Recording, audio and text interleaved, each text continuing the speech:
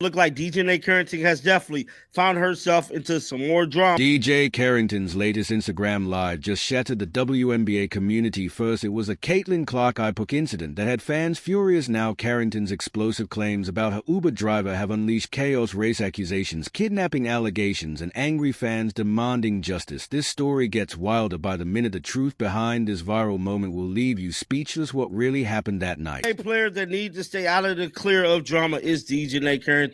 She's arguably one of the most hated WNBA players by the... Started as a regular night in Connecticut, turned into a social media firestorm. Dijonai Carrington's Instagram Live session began like any other casual, unplanned, and seemingly innocent. Nobody could have predicted how quickly things would spiral out of control. That she is in a relationship with Caitlin Clark teammate Nalissa Smith, which is hence part of the reason why a lot of players want Nalissa Smith going up out of this locker room, because her relationship with Dijonai Carrington is causing major drama. The footage starts with Carrington sitting in the back of an Uber, her voice's tense phone camera shaking as she narrates what she claims is happening. You'll need to see this, she says, her words setting the stage for what would become one of WNBA's biggest controversies of 2024. What'd he say? What'd he say? We can let you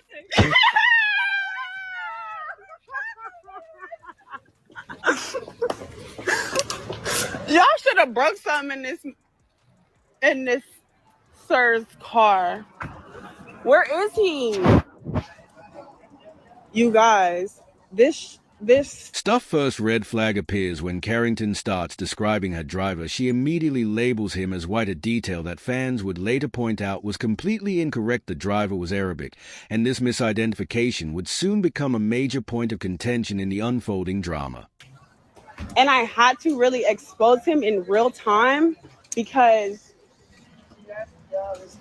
I don't know, honestly, I don't know why white people think they can get away with trying to just like scare black people by saying, oh, I'm going to call the police. I don't know why white people think they can get away with trying to scare black people by saying they'll call the police, Carrington says in the video, her voice rising with emotion. The statement spreads like wildfire across social media platforms, with clips being shared and reshared thousands of times within hours. With the police, why even bark up that tree? Why even bring race into you having a disgruntled situation with an Uber driver? This is bad for your image. Happens next that really stuns viewers. Carrington makes the explosive claim of attempted kidnapping. He tried to kidnap her, she declares to her live audience, yet her behavior doesn't match the severity of such an allegation. Instead of calling the police or seeking immediate help, she continues streaming, filming the driver, and providing commentary to her viewers. Like, okay, and we did nothing wrong, so that's fine. Go ahead and call the police.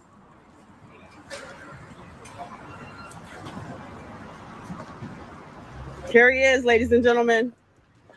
Live and in the flesh for you to see. He tried to kidnap us and take us.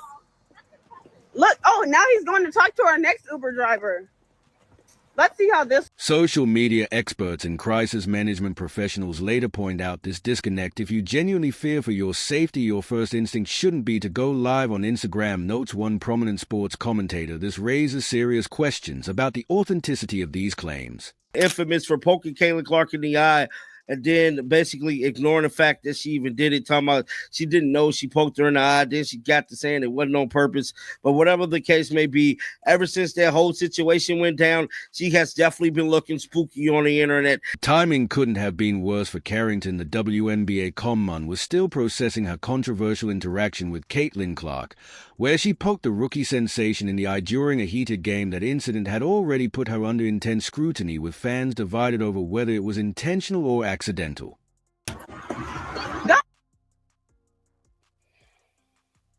سوي لك مشاكل والله.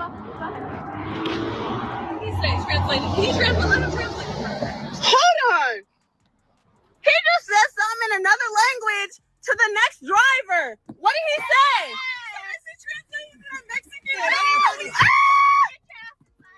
Dummy, he don't even speak that language.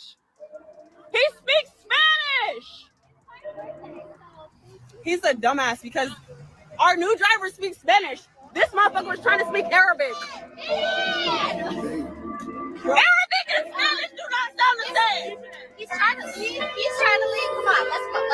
Y'all, we have 10 minutes till the driver can leave. No, I'm This is saying this guy's trying to ridiculous. get. Live stream continues. Carrington's behavior becomes increasingly erratic. She films the driver attempting to communicate with another Uber driver who arrives on the scene. Look at this, she says, mocking his attempt to speak Arabic. He's trying to speak Arabic, but he doesn't even know the language is speaking Spanish. This moment particularly struck a nerve, with viewers' comments flood in real time, calling out the inappropriate nature of mocking someone's language skills, cultural sensitivity. Experts later weigh in, pointing out how this kind of behavior can perpetuate harmful stereotypes. The incident quickly spreads beyond basketball circles. Civil rights organizations pick up the story, particularly focusing on Carrington's racially charged comments. What began as a rid-share dispute transforms into a larger conversation about responsive racial sensitivity and the power of social media. WNBA veterans privately express concern about the impact on the league's image. We've worked so hard to build this league. One anonymous player shares incidents like this, especially when they go viral, can undo years of positive work in community relations. The response from Carrington's team, the Connecticut Sun, is notably measured. Their PR department issues a brief statement acknowledging awareness of the situation, promising to look into the matter thoroughly. This corporate approach only fuels further speculation and debate among fans. Meanwhile, rideshare drivers start sharing their own stories on social media, creating a parallel narrative about the challenges they face. Many express feeling vulnerable during late-night pickups, dealing with difficult passengers, and facing unfair accusations. Legal experts join the conversation, explaining the serious nature of false kidnapping allegations. Making such claims publicly, especially without evidence, can have serious legal consequences. One sports lawyer explains this isn't just about basketball anymore. Carrington's history of social media activity comes under renewed scrutiny. Fans and media outlets dig up old posts looking for patterns of behavior. The Book incident with Caitlin Clark gets fresh attention, with many now viewing it through a different lens. The live stream itself becomes a case study in how quickly social media can amplify a situation. Within 24 hours, clips from the video appear on every major sports network. Each replay brings new analysis, new perspectives, and new waves of criticism. What makes this incident particularly significant is its timing. The WNBA is experiencing unprecedented growth, largely thanks to stars like Caitlin Clark, bringing new attention to the league. Veterans worry that controversies like this could overshadow the positive developments in women's basketball. Player associations start internal discussions about social media training. There's a growing recognition that players need better guidance on handling public platforms, especially during confrontational situations. Going live isn't always the answer becomes a common refrain in these conversations. The rideshare company involved conducts its own investigation, reviewing GPS data and communication logs. Their findings contradict several key points from Carrington's narrative, though they maintain professional discretion in their public statements. As hours turn into days, the incident sparks broader discussions about accountability in professional sports. Should players face consequences for social media behavior? Where's the line between personal expression and professional responsibility? These questions dominate sports talk shows. Fans divide into camps. Some defend Carrington's right to share her experience, while others demand accountability for what they see as irresponsible behavior. The debate rages on social media, with hashtags both supporting and criticizing her actions trending nationally. The impact on team dynamics becomes evident. Sources close to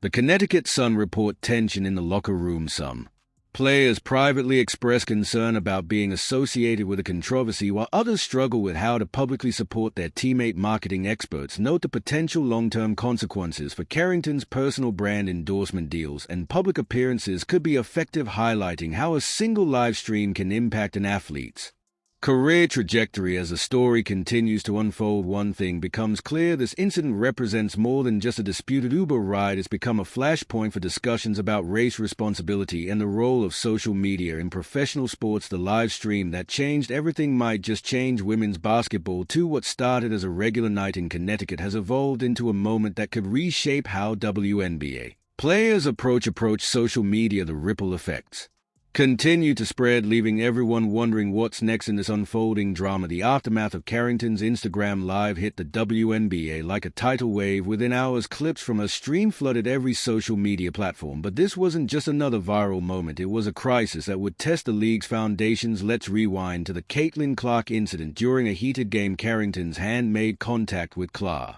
While she claimed it was unintentional, fans weren't convinced.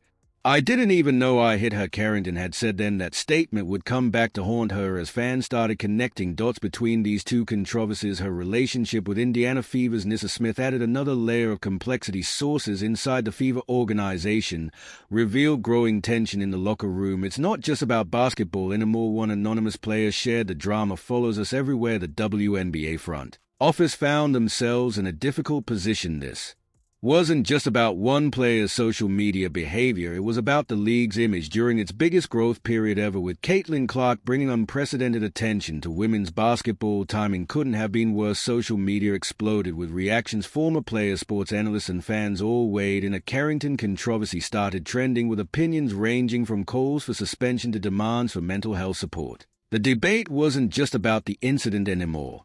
It had evolved into a larger conversation about accountability in professional sports. Inside the Connecticut Sun organization, panic mode set in. PR teams scrambled to contain the damage, but Carrington's history of controversial statements made their job nearly impossible. Every attempt to explain the Uber incident led back to previous controversy, creating a snowball effect of negative press. Sports analysts started digging deeper. They uncovered a pattern of similar incidents, moments where Carrington's public statements had caused stirs. The iPoke with Clark wasn't looking so accidental anymore. At least in the court of public opinion, the relationship between Carrington and Smith became a focal point. Fever insiders revealed that several players had expressed concerns about team chemistry. "When your personal life creates this much drama, it affects everyone," another anonymous source explained. Some players reportedly requested private meetings with management to discuss the situation. Veteran WNBA players started speaking out, though carefully. "We fought too hard for respect to let social media drama define us," said one former All-Star. The message was clear. This wasn't just about Carrington anymore. It was about the league's reputation. Sponsors started getting nervous. While no one publicly pulled support, behind-the-scenes discussions about brand associations intensified. In a league where every sponsorship dollar matters, this kind of attention was the last thing they needed. The racial component of Carrington's comments during the Uber incident sparked particularly heated debates. Civil rights organizations called for sensitivity training. Sports commentators questioned whether the WNBA had adequate support systems in place for players dealing with racial issues. Clark's massive fan base mobilized online. The iPoke incident, which had started to fade from memory, roared back into relevance. Side-by-side videos comparing Carrington's reactions in both situations went viral. The similarities in her response, denial followed by deflection, became impossible to ignore. Leadership within the Connecticut Sun faced a tough decision. They needed to address the situation without alienating their player or inflaming tension further. Their first statement, calling for patience and understanding while we gather facts, satisfied nobody. Mental health professionals entered the conversation, suggesting that the pressure of professional sports combined with social media scrutiny could be taking a toll. Some fans began viewing Carrington's behavior through this lens, calling for compassion rather than condemnation. The WNBA Players Association found themselves in an awkward position. They needed to support their member while acknowledging the seriousness of her actions. Their carefully worded statement about learning opportunities and growth highlighted the delicate balance they were trying to maintain. Team dynamics suffered most visibly during games. The energy felt different. Teammates' body language around Carrington changed. Television cameras caught awkward moments on the bench, fueling more social media speculation. Media training became a hot topic across the league. Veterans started mentoring younger players about social media responsibility. Think twice, post once became an unofficial mantra in locker rooms across the WNBA. The Uber driver's perspective eventually emerged through his employer's investigation. His account painted a very different picture than Carrington's live stream. This discrepancy only added fuel to the fire, raising questions about truth and accountability in the age of social media. Carrington's silence following the incident spoke volumes. Her usual active social media presence went quiet. PR experts noted this was probably wise, but also highlighted how the damage was already done. Indiana Fever management had to address the Smith situation directly. They held private meetings with their player, concerned about how the controversy might affect their young stars' development. The team's chemistry had already been fragile during their rebuilding phase. Sports psychologists pointed out how social media pressure can affect athlete performance. Carrington's game statistics showed subtle changes in the weeks following the controversy. Whether this was correlation or causation became a topic of debate among analysts. The Incident forced the WNBA to confront larger issues about player conduct in the social media age. Should there be stricter guidelines, more training, better support systems? These questions dominated league meetings as weeks passed. The controversy showed no signs of dying down. Every game became a referendum on Carrington's character. Fan signs referenced the incident's social media erupted whenever she and Clark were scheduled to play each other. The impact on women's basketball extended beyond the WNBA college program started incorporating social media training into their player development programs. Carrington's Instagram Live became a cautionary tale in these sessions. Looking ahead, questions remain about long-term consequences. Will this incident affect Carrington's career trajectory? Can she rebuild her reputation? How will the league prevent these similar situations in the future? One thing's certain, the WNBA emerged from this controversy forever changed, for better or worse. The story serves as a reminder of how quickly things can spiral in the age of social media. What started as a disputed Uber ride evolved into a complex narrative about race, responsibility, and the price of fame in professional sports. As the dust settles, the WNBA faces tough questions about its future. How can they protect their players while holding them accountable? How do they balance personal expression with professional responsibility? These questions will shape women's basketball for years to come. Carrington's latest controversy has left the WNBA world stunned, but this story is far from over. Will there be consequences? How will this affect her career? The drama continues to unfold. Want to stay updated on this developing story and more WNBA drama? Hit that subscribe button and turn on notifications. Drop your thoughts in the comments below. Was this just a misunderstanding, or should there be consequences? Don't forget to like this video if you want more WNBA insider coverage. See you in the next one.